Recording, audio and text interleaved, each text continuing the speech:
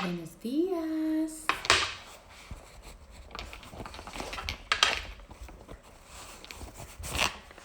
Feliz martes.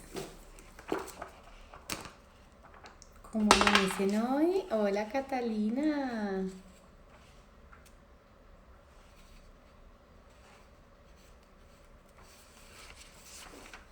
Hola, Nancita, buenos días. Qué dicha tenerlas por acá. ¿Qué les pareció el capítulo de ayer? Estuvo interesante, ¿no?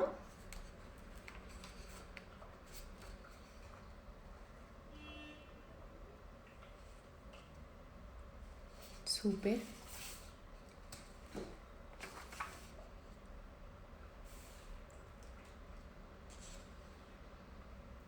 Bueno, estaba acá alistando un buen comienzo del libro. Sí, yo de este libro he leído más o menos hasta la mitad, pero eso fue hace como un año y lo dejé ahí, entonces me lo estoy como redescubriendo otra vez. ¿Qué cítrico van a utilizar hoy? Yo sigo con el Lipsea, les iba a recomendar, no se lo vayan a poner en la cara si van a salir, porque acuérdense que con los cítricos debemos esperar unas 12 horas antes de exponernos al sol, así que yo lo que hago es me lo coloco solo en la palma de las manos y cuando lo huelo, pues no me toco la cara para no ir a tener problemas con el aceite de la Dayana. Voy a hacer 3 respiraciones profundas.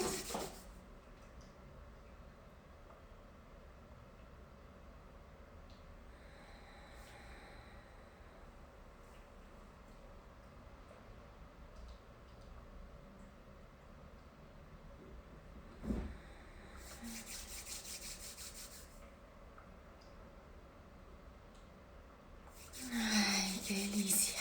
Bueno,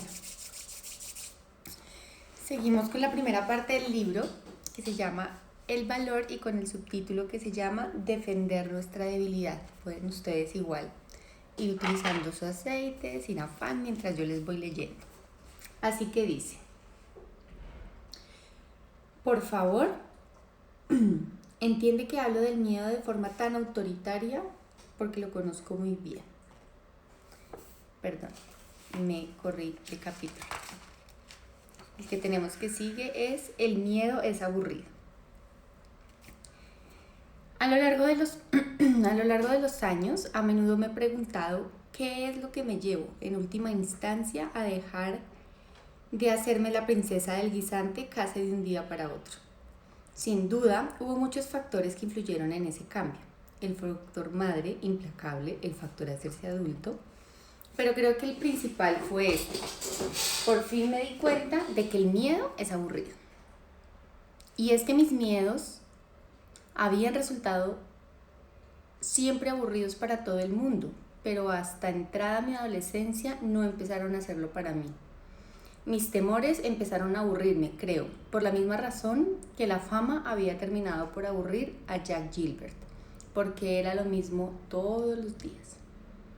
A los 15 años más o menos, no sé cómo llegué a la conclusión de que mis temores no tenían ni variedad, ni profundidad, ni base, ni textura. Me di cuenta de que mi miedo no cambiaba, no me proporcionaba placer, nunca me brindaba un giro sorprendente o un final inesperado. Mi miedo era una canción de una sola nota, de una sola palabra en realidad. Y esa palabra era para.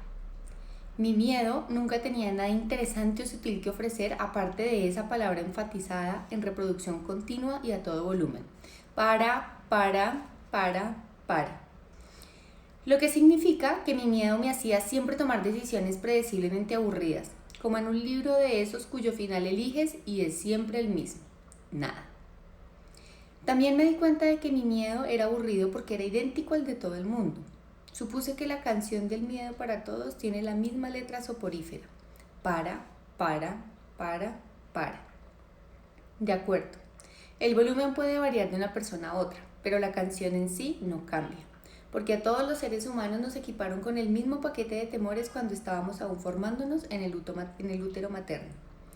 Y no solo a los seres humanos. Si pasas la mano sobre una placa de Petri en la que hay un renacuajo, Este se encogerá bajo tu sombra. Ese renacuajo no sabe escribir poesía, no sabe cantar, nunca conocerá el amor, los celos o el éxito y tiene un cerebro del tamaño de un signo de puntuación, pero sí sabe cómo tener miedo a lo desconocido. Pues yo igual, yo y todos. Pero eso no tiene nada interesante. ¿A qué no? Me refiero a que saber tener miedo a lo desconocido no tiene en especial mérito. En otras palabras, el miedo es un instinto muy antiguo y vital desde el punto de vista evolutivo, pero no especialmente inteligente. Me pasé toda mi asustadiza juventud convencida de que mi miedo era lo más interesante de mí cuando en realidad era lo más anodino. De hecho, es posible que mi miedo fuera lo único anodino de mi personalidad. Tenía una creatividad que resultaba original, tenía una personalidad original, tenía sueños, perspectivas y aspiraciones originales. En cambio, mi miedo no tenía nada de original. Mi miedo no era un objeto artesanal, precioso, no era más que un artículo producido en serie que se encuentra en los estantes de cualquier gran superficie. ¿Y sobre eso quería construir toda mi identidad? ¿Sobre mi instinto más aburrido? ¿Sobre el gesto defensivo reflejo de mi renacuajo interior? No. Miedo que necesitas y miedo que no necesitas. Igual ahora piensas que te voy a decir que tienes que convertirte en una persona temeraria para poder llevar una vida creativa, pero no voy a decirte eso, porque resulta que no lo creo. La creatividad es un camino para valientes, sí, pero no para temerarios, y es importante conocer la diferencia. Ser valiente significa hacer algo que da miedo. Ser temerario significa no entender siquiera lo que significa la palabra miedo. Si tu objeto en la vida es ser temerario, entonces creo que te has equivocado de camino, porque las únicas personas verdaderamente temerarias que he conocido eran psicópatas, así, tal cual, y unos cuantos niños de 3 años excepcionalmente descerebrados, y esos no son buenos modelos para nadie. Lo cierto es que necesitamos el miedo por razones obvias para la supervivencia básica. La evolución hizo bien en instalar el reflejo del miedo en nuestro interior, porque si no lo tuviéramos, nuestras vidas serían breves y absurdas. Nos echaríamos encima de los coches, nos internaríamos en el bosque y nos comería un oso, nos zambulliríamos entre olas gigantes en la costa de Hawái a pesar de no saber nadar. Nos casaríamos con un tipo en que la primera cita nos dijera: no creo que las personas estén diseñadas por naturaleza para ser monógamas. De manera que sí necesitas ese miedo para que te proteja de los peligros reales como los que he enumerado más arriba. Pero no lo necesitas en tu esfera de expresión creativa. De verdad que no. Que no necesites tener miedo cuando de creatividad se trata no significa que este no vaya a aparecer. Créeme, tu miedo siempre hará acto de presencia, sobre todo cuando estés tratando de ser inventivo o innovador. El miedo siempre lo desencadenará tu creatividad, porque tu creatividad te exige entrar en esferas de resultados impredecibles y el miedo odia los resultados impredecibles. Tu miedo, programado por la evolución para ser hipervigilante y superprotectora hasta extremos ridículos, siempre dará por hecho que un resultado impredecible pasa por una muerte sangrienta y atroz. Más o menos tu miedo viene a ser como un vigilante de seguridad de un centro comercial que se cree un marín. Lleva días sin dormir, está hasta arriba de Red Bull y corre el riesgo de disparar su propia sombra en un intento absurdo por mantener a todo el mundo a salvo. Eso es algo por completo natural y humano. Nada de lo que avergonzarse. Sin embargo, hay que enfrentarse a ello y pronto. El viaje. Así es como he aprendido a enfrentarme a mis miedos. Hace tiempo tomé la decisión de que si quiero creatividad en mi vida, y es así, entonces tendré que hacer sitio también para el miedo. Mucho sitio. Decidí que tenía que construirme una vida interior lo bastante amplia para que mi miedo y mi creatividad pudieran convivir en paz, puesto que todo apuntaba a que siempre irían acompañados el uno del otro. Es más, tengo la impresión de que mi miedo y mi creatividad son un poco menos que hermanos siameses, algo que demuestra el hecho de que la creatividad no puede dar un solo paso sin que el miedo la acompañe. El miedo y la creatividad compartieron un útero, nacieron al mismo tiempo y siguen compartiendo algunos órganos vitales. Por eso debemos tener cuidado a la hora de abordar el miedo, porque me he fijado que en algunas personas, cuando intentan atajar sus temores, a menudo terminan asesinando su creatividad. Así que no intento eliminar mi miedo, no le declaro la guerra. En lugar de ello le dejo espacio, mucho, todos los días. Lo estoy haciendo en este momento. Permito mi miedo que viva, respire, estire las piernas y se ponga cómodo. Creo que cuando menos luche contra mi miedo, menos me atacará él. Si consigo relajarme, mi miedo también lo hará. De hecho, lo invito amablemente a que me acompañe a todas partes. Incluso le tengo preparado un discurso de bienvenida que pronunció justo antes de embarcarme en un proyecto o una aventura nueva. Viene a decir más o menos esto. Estimado miedo, Creatividad y yo estamos a punto de emprender un viaje juntas. Entiendo que nos vas a acompañar porque siempre lo haces. Reconozco que crees que tienes una misión importante en mi vida y que tomas tu trabajo en serio. Al parecer, tu trabajo consiste en provocarme el mayor pánico posible cada vez que me dispongo a hacer algo interesante y permíteme que te lo diga, lo haces de maravilla. Pero en este viaje yo también tengo la intención de hacer mi trabajo, que es emplearme a fondo y no perder de vista mi objetivo. También creatividad hará el suyo, que es seguir siendo estimulante e inspiradora. En el coche hay sitio de sobra para los tres, así que adelante, ponte cómodo, pero que te quede claro una cosa.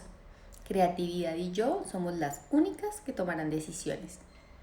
Admito y respeto que eres parte de esta familia, así que no te excluiré de ninguna actividad, pero aún así tus sugerencias nunca serán escuchadas. Tienes sitio, tienes voz, pero no tienes voto. No puedes tocar los mapas de carreteras, no se te permite sugerir desvíos en el itinerario, no se te permite subir o bajar la calefacción. Tío, ni siquiera puedes tocar la radio. Pero sobre todo, mi viejo y querido amigo, tienes absolutamente prohibido conducir. A continuación, nos ponemos en camino, la creatividad, el miedo y yo, juntos para siempre. Y nos adentramos aún más en el terreno aterrador pero maravilloso de los resultados inesperados. ¿Por qué merece la pena? No siempre resulta cómodo ni fácil, me refiero, a llevar tus miedos a cuestas de un viaje grande y ambicioso, pero siempre merece la pena, porque si no aprendes a estar cómodo con tu miedo, entonces nunca podrás ir a ningún sitio interesante ni hacer nada interesante.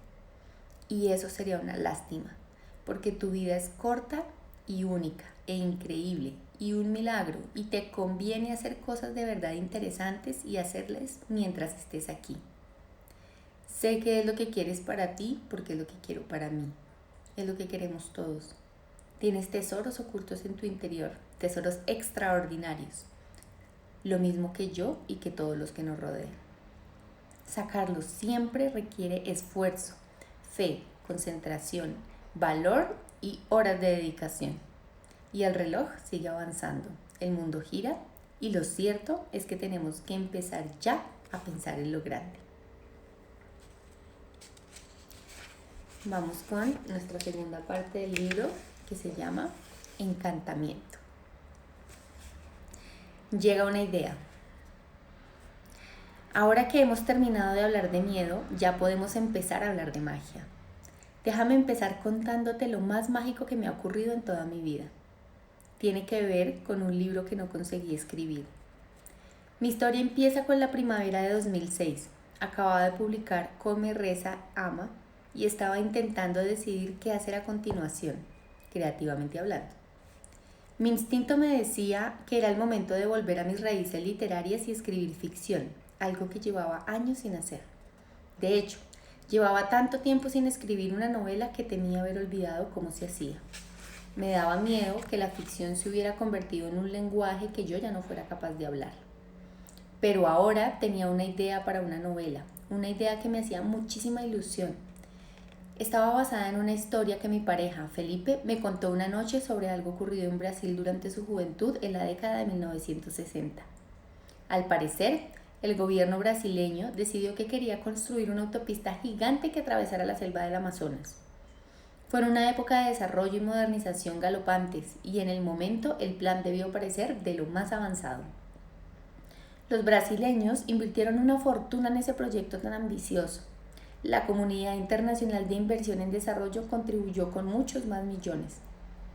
Una parte escandalosa de esos millones desapareció enseguida en un agujero negro de corrupción y desorganización.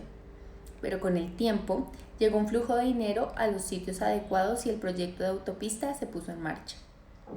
Durante unos meses todo fue bien, se hicieron progresos, se terminó un tramo de la breve carretera, la selva estaba siendo conquistada. Entonces empezó a llover. Parece que ninguno de los artífices del proyecto había comprendido que de verdad lo que es la temporada de lluvias en el Amazonas. Las obras se inundaron de inmediato y se volvieron intransitables. Los trabajadores no tuvieron otra opción que marcharse dejando el material cubierto de varios metros de agua. Y cuando volvieron, muchos meses después, una vez cesaron las lluvias, descubrieron con horror que la selva había poco menos que devorado el proyecto de la autopista. La naturaleza había borrado su trabajo. Era como si la carretera nunca hubiera existido. Ni siquiera se veía dónde habían estado trabajando, tampoco estaba la maquinaria pesada, no la habían robado, simplemente había sido engullida.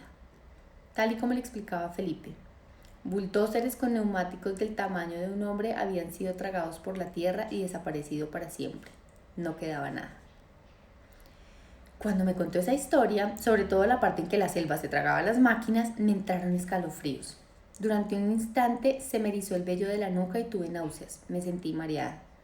Fue como si me hubiera enamorado o acabara de oír una noticia alarmante, o estuviera al borde de un precipicio observando algo hermoso y fascinante, pero peligroso.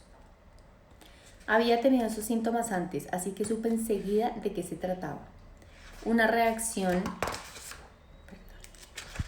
emocional y psicológica tan intensa no es algo que se experimente a menudo, pero sí lo suficiente y coincide con los síntomas descritos por personas de todo el mundo y a lo largo de la historia como para poderlo llamar, sin temor a equivocarme, por su nombre: inspiración. Así es como se siente uno cuando le llega una idea. ¿Cómo funcionan las ideas? Llegados a este punto, debería explicar que me he pasado toda la vida dedicada a la creatividad y por el camino he desarrollado una serie de creencias sobre cómo funciona y sobre cómo trabajar con ella, basadas por completo y sin lugar a dudas en el pensamiento mágico. Y cuando hablo de magia me refiero a algo sobrenatural, surrealista, divino, trascendente, de otro mundo. Porque lo cierto es que estoy convencida de que la creatividad es una fuerza encantada, de origen no enteramente humano.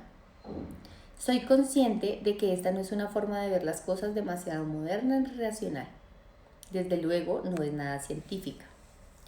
Hace poco oí decir a un neurólogo muy respetado en una entrevista: el proceso creativo puede parecer mágico, pero no lo es. Con todos mis respetos, disiento. Creo que el proceso creativo es mágico y también magia. Porque así es como yo creo que funciona la creatividad. Creo que nuestro planeta está habitado no solo por animales, plantas, bacterias y virus, sino también por ideas. Las ideas son una forma de vida incorpórea, energética. Son algo completamente independiente de nosotros, pero capaz de interactuar con nosotros, si bien de maneras extrañas. Las ideas no tienen forma material, pero sí conciencia. Y desde luego tienen voluntad. A las ideas las mueve un único impulso: manifestarse. Y la única manera en que puede manifestarse una idea es mediante la colaboración con un socio humano. Hace falta un esfuerzo humano para que la idea salga del éter y entre en la esfera de lo real. Por tanto, las ideas se pasan la eternidad girando a nuestro alrededor, buscando socios disponibles y dispuestos. Hablo de ideas de todo tipo: artísticas, científicas, industriales, comerciales, éticas, religiosas, políticas. Cuando una idea cree que ha encontrado a alguien, por ejemplo a ti, capaz de traerla al mundo, te visitará. Tratará de llamar tu atención, la mayoría de las veces no te darás cuenta. Esto se deberá probablemente a que estás demasiado absorto en tus problemas, angustias, preocupaciones, inseguridades y obligaciones para mostrarte receptivo a la inspiración. Puede que la señal te pase inadvertida porque estás viendo la televisión o comprando o regodeándote en tus fracasos y errores o simplemente ocupado. La idea intentará que le hagas caso durante unos instantes quizá, tal vez meses e incluso varios años. pero cuando se dé cuenta de que ignora su mensaje, se irá en busca de otra persona. Pero en ocasiones, muy pocas aunque maravillosas, estarás lo bastante receptivo y relajado para que te llegue algo. Es posible que tus defensas bajen, que tus miedos se apacigüen y entonces la magia pueda entrar. La idea, al detectar tu receptividad, empezará a actuar. Te enviará señales universales de inspiración tanto físicas como emocionales. Los escalofríos en los brazos, el vello erizado de la nuca, el cosquilleo en el estómago, los pensamientos confusos, esa sensación de estar enamorándote u obsesionándote. La idea hará que se te crucen en tu camino coincidencias y presagios para mantener vivo tu interés. Empezarás a percibir todo tipo de señales que te orientan hacia la idea. Todo lo que veas y toques te recordará a ella. La idea te despertará en plena noche y te distraerá de tu rutina diaria. La idea no te dejará tranquilo hasta que no tenga toda tu atención. Y entonces, en un momento de tranquilidad te preguntará, ¿quieres trabajar conmigo? Llegado a ese punto, puedes contestar dos cosas. Lo que ocurre cuando dices no. La respuesta más sencilla, por supuesto, es decir no. Entonces, estás libre. La idea terminará por irse y felicidades, ya no tienes que molestarte en crear nada. Que quede claro que no es una lección en absoluto deshonrosa. Es cierto, a veces rechazamos la invitación de inspiración por pereza, vértigo, inseguridad o petulancia. Pero en otras ocasiones tal vez tengas que decir que no a una idea porque de verdad no es el momento adecuado o porque estás convencido de que esa idea en concreto ha llamado a la puerta equivocada. A mí me han abordado muchas veces ideas que no eran idóneas para mí y que les he dicho con gran educación, tu visita me honra, pero no soy tu chica. Si me lo permites, te sugiero que hables con, por ejemplo, Bárbara. Sea cual sea tu respuesta, sé comprensivo con la pobre idea. Recuerda, lo único que quiere es hacerse realidad. Lo hace lo mejor que puede, tiene que llamar a todas las puertas posibles, en serio. Así que puede que tengas que decir no. Cuando dices no, no pasa nada. Habitualmente la gente dice que no. Durante la mayor parte de sus vidas y día tras día la gente dice no, no, no, no. Y puede llegar un día en que digas sí. ¿Qué ocurre cuando dices que sí? Cuando dices que sí a una idea es la hora de la verdad. Ahora tu trabajo se vuelve al mismo tiempo sencillo y difícil. Has suscrito un contrato oficial con la inspiración y debes procurar cumplirlo hasta el final, con independencia de tus impredecibles resultados. Los términos del contrato los decides tú. En la civilización europea contemporánea, el contrato creativo más común sigue siendo, al parecer, uno que implique sufrir. Es un contrato que dice, me destruiré a mí mismo y a todos los que me rodean con tal de sacar adelante mi inspiración y mi martirio será el emblema de mi legitimidad creativa.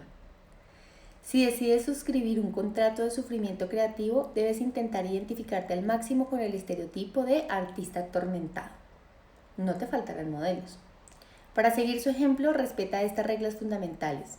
Bebe todo lo que puedas, echa a perder todas tus relaciones, lucha con vehemencia contra ti mismo de forma que salgas ensangrentado en cada combate. Declárate siempre insatisfecho con tu trabajo, compite celosamente con tus colegas, envidia el éxito ajeno, proclámate maldito, no bendecido, por tu talento. Vincula tu autoestima a recompensas externas, sea arrogante cuando triunfes y compadécete de ti mismo cuando fracases. Elige la oscuridad frente a la luz, muere joven, culpa a la creatividad de tu mente. ¿Funciona este método? Sí, claro, funciona fenomenal hasta que te mata. Así que puedes ponerlo en práctica si de verdad quieres. Por favor, no permitas que ni yo ni nadie te quite su sufrimiento si de verdad te importa. Pero no estoy segura de que sea el camino más productivo ni que vaya a proporcionarnos satisfacción o paz duraderas a ti y a tus seres queridos. Admito que este método de vivir creativamente puede ser muy glamuroso y el tema de un magnífico biopic cuando te hayas muerto. Así que si prefieres una vida corta de glamour trágico a una larga y llena de satisfacción, y muchas personas lo hacen, adelante, no te cortes. Siempre he tenido la sensación, sin embargo, que mientras el artista atormentado se entrega a sus rabietas, su musa está sentada tranquilamente en un rincón del estudio puliéndose las uñas, esperando pacientemente a que se le pase el berrinche y se tranquilice para poder ponerse de nuevo a trabajar. porque a fin de cuentas aquí estamos hablando de trabajar, ¿no? ¿O es que no se trata de eso? Y tal vez haya otra manera de abordar el tema. ¿Puedo hacer una sugerencia?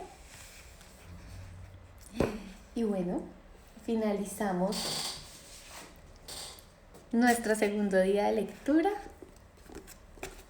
con esta forma de escribir de Elizabeth, que está muy interesante y muy oportuna para este espacio.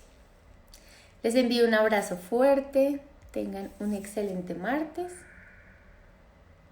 y que estos tipsitos que ya estamos empezando a tener los podamos ir como analizando en pro de nuestro día a día.